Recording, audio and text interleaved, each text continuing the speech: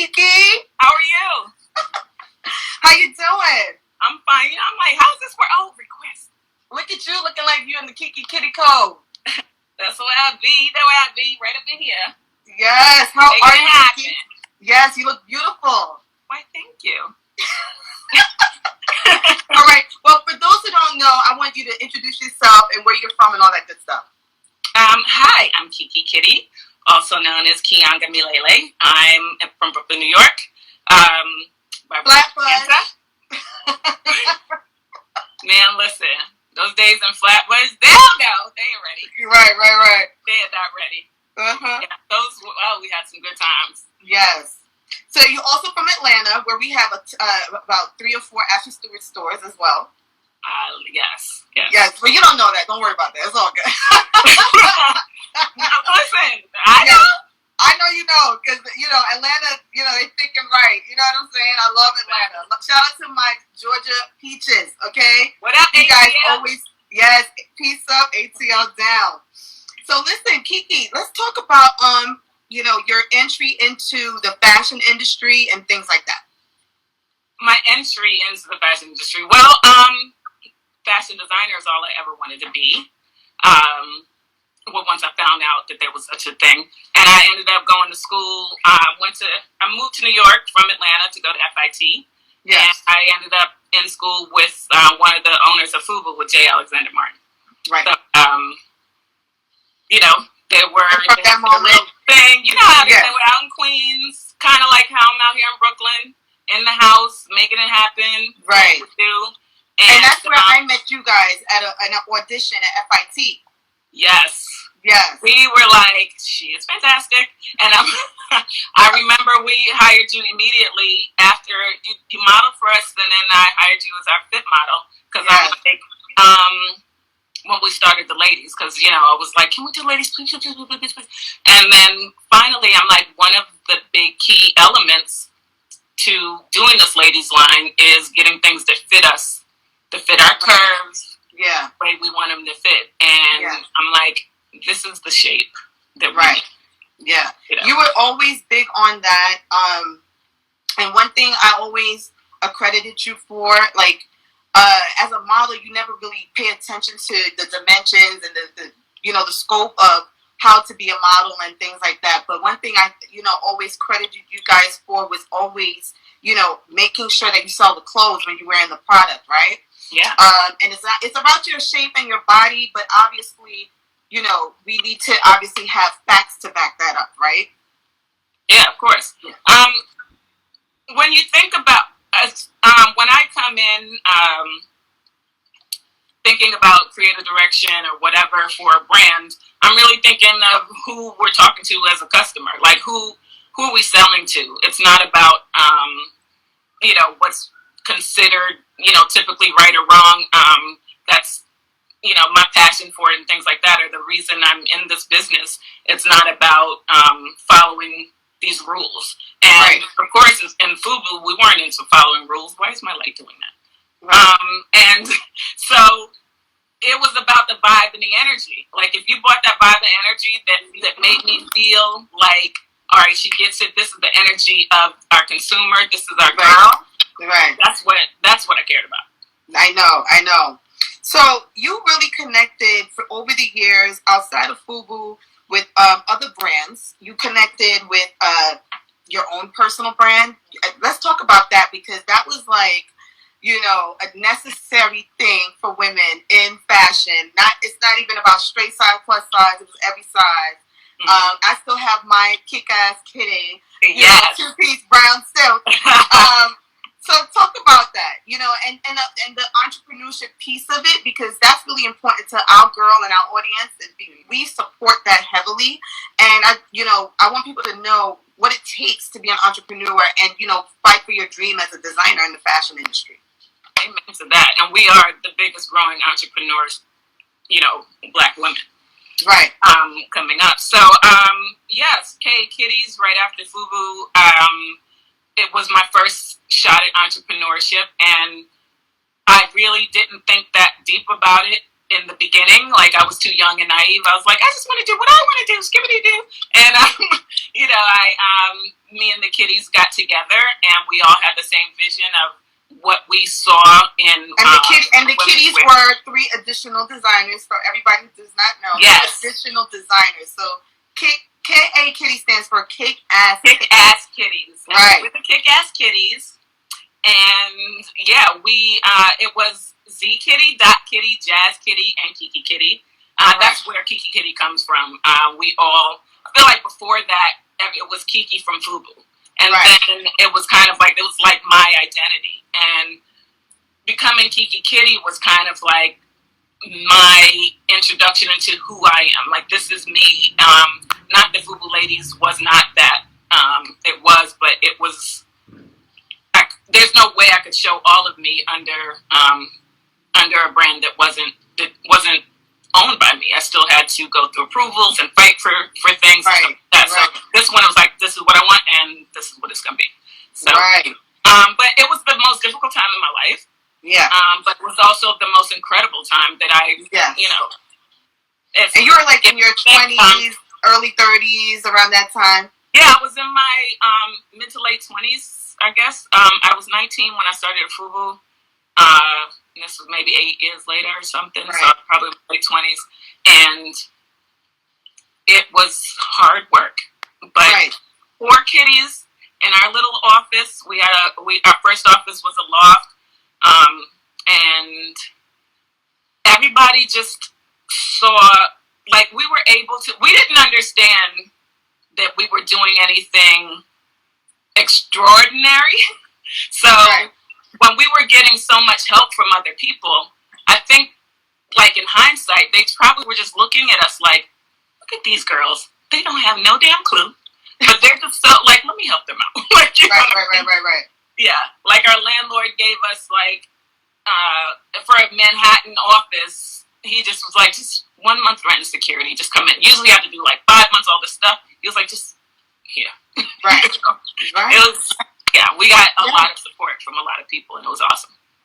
So with that, being that you worked with one of the first brands to offer, plus size to juniors, I know Tommy Hilfiger was one of the first brands, but talk about your experience on working on plus size and, some of the adversities that you experienced working with plus size.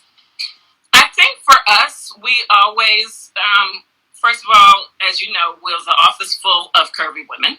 You know what I mean? People were coming back and forth in and out of our office. One in particular, I remember having a conversation with Sonia Majette, who was styling at the time.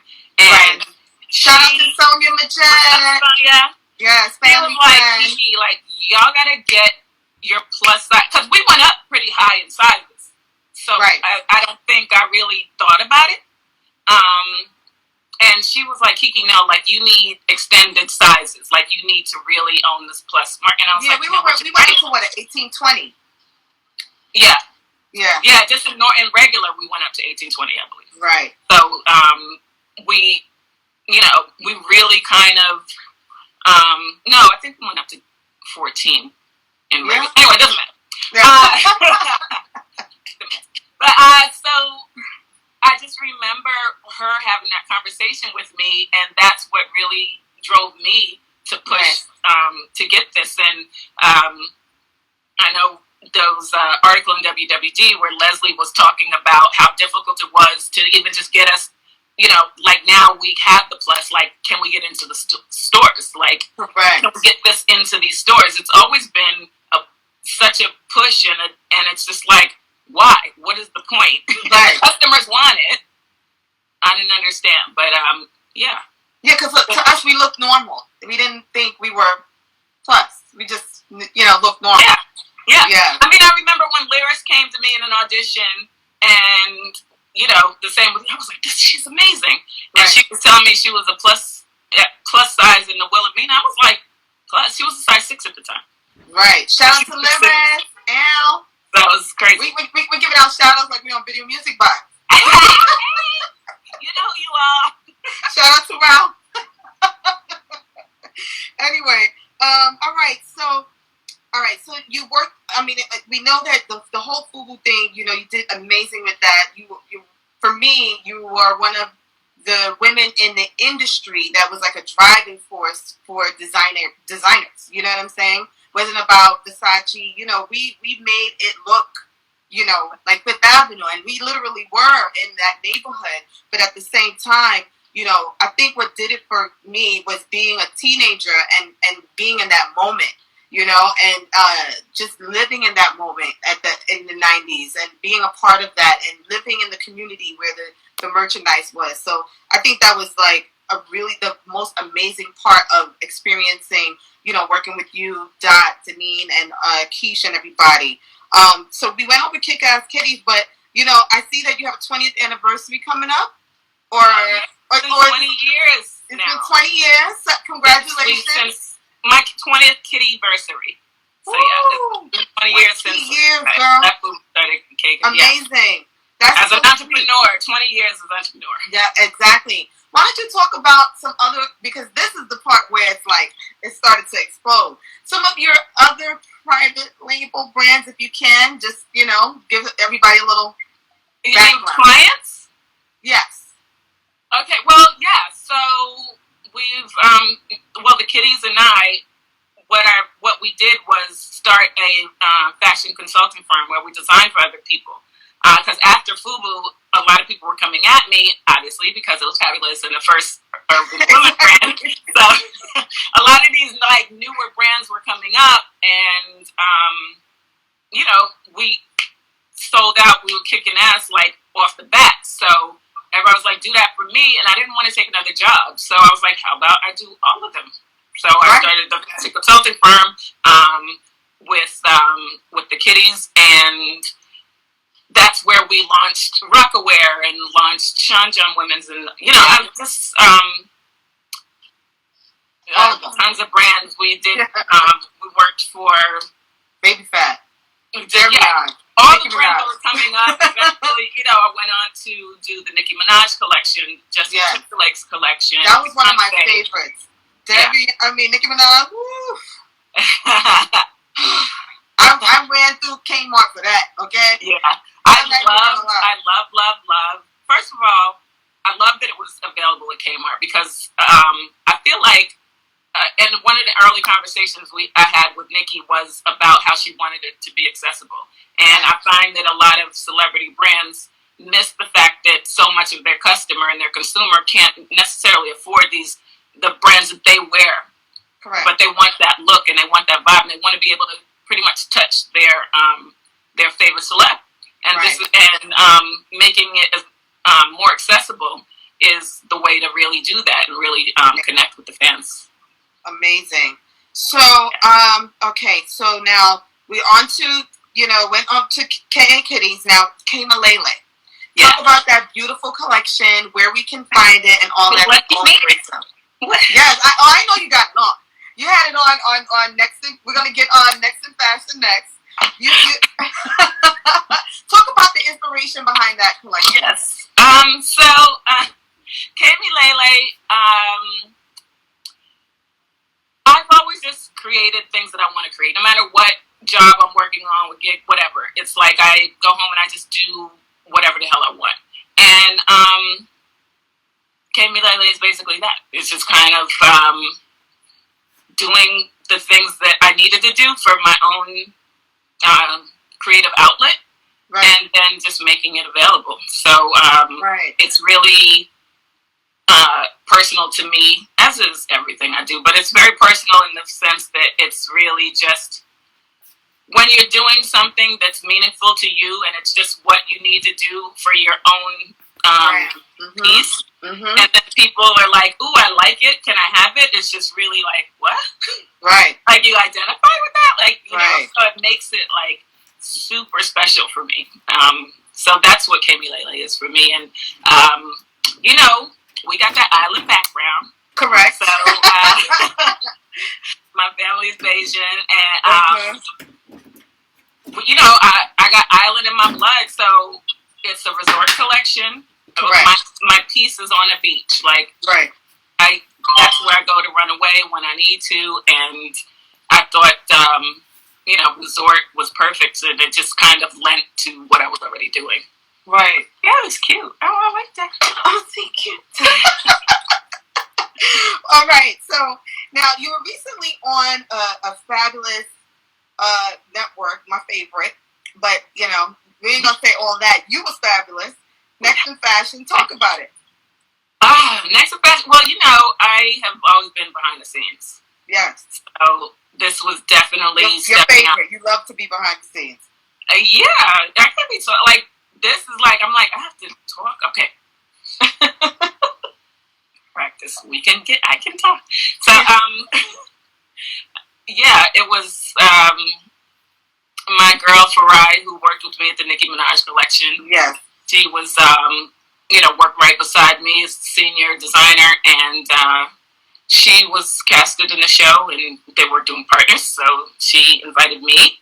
That was nice. Yeah, and I think she's the reason that I decided to do it. So that's good. I'm like, if she's in it, if I'll be working with her, then. But we're gonna leave it there. Let everybody go and watch it. Kiki's on there. Make sure you watch it, and then do your thing. Yeah. And make sure you follow on Instagram too. So now, what's your take on the evolution of plus size fashion right now? I love that people are beginning. It's so funny that the conversations about the need for it were so long ago, began so long ago, back in the 90s when we're talking about it. And that I feel like they're still just kind of catching on. It's like, what is taking y'all so seriously? But I love that it's here. I love that it's happening. I love when I'm seeing that everyone is being more accepting of understanding that women love their curves. I think the point is, like, don't just offer curvy size, don't just offer extended sizes and think that because of so much body shaming, you assume that they don't, that like their curves, and that's nothing could be further from the truth. Right. So I love that that's happening and that it's becoming more understood and broader. Yes. What do you think of some trends that will never die? You know what my favorite thing is, and I know you like it too. Which leopard print? Leopard print. That is an Ashley Stewart favorite, honey. We love leopard print. Listen, pink, all colors. From the beginning of time, since cavemen, they were wearing it, and it's like it can be reinvented in 80,000 different ways. Like, forget about it. And it's just like you just have to have it somewhere all the time. And I never do anything without sticking in there somewhere, even if it's like distorted. Yes. What are some collaborations? I think I know we elaborated earlier, but what are some of the most important, proud moments in your life, collaborations that you're very proud of as an entrepreneur? God, there's so many. I really take pride in everything I do. Because it is my passion. I don't, we're raised with, you gotta be better, stronger, fat, so it's like, I am very much a perfectionist. Everything I do, I'm very proud of. And, so I'm proud of it all, honestly. I mean, I'm waiting for, Ashley Stewart, Kiki. Yes, I know. That's what I'll be proud of that. Let's do it. Exactly. And Ashley Stewart is always proud of all of our partnerships. We love all our girls. Where can we find you? Where can let everybody know? Because for me, Kama Lele is a big deal. But where can we find what you do, your work, your Instagram, all that good stuff? Let everyone know where we can find you at. My Instagram is at Kiki Kitty Doll. My brand Kami Lele it's difficult to. You're gonna forget how to spell it, but if you go to Kiki Kitty, there's a link to it. It's Kmilele, and it means sunbeam everlasting. Right. I'm everlasting beam of sun. You are too much. You are still the same. I love talking to you. Still fun. And we look to see you. We look forward to seeing you in the future. So you never know what's going on. And how are you coping during the the pandemic. I know my dad passed the other day, and I'm dealing with that with my sisters and stuff. For me, it's a lot. And you know me, Keek, it's a lot, right? But at the same time, my job still, not really my job, but my passion is people. And I love people, and everyone's been reaching out. Shout out to everyone who's been sending their condolences. How you been dealing with, what's been going on as an entrepreneur? It's been challenging, obviously, especially with the world of fashion. If you can't go outside, you can't go to stores, which means stores are canceling orders, which means most of my clients are like, we don't need new designs, go to hell. So but fashion has always taken a hit. 9/11, it took a hit. Every time there's an issue, economic issue, whatever, like fashion's going to take a hit because it's not essential. And, you learn how to pivot, and I'm creative, and I figured it out, So, as far as quarantine life, I'm always up in here by myself, like weeks at a time, trying to make it happen. So that part in itself isn't difficult, but just trying to figure it out. I think it's the unknown, like what the hell's going on, and I can't imagine what you must be going through. I lost a father, and I didn't have these type of this scenario happening at that time. There's like so much else in existence and impacting it. Correct. Yeah. So it's kind of like it's a lot. Definitely heavy, and I have my support system, so I'm thankful for that. And daily affirmations, that helps a lot. So, one last takeaway for our audience of women that look up to influencers, businesswomen, entrepreneurs, and all that good stuff. Okay. Me say it? Okay, yeah. My word of advice is to always be yourself. Believe in your dopeness. Believe in if you see it.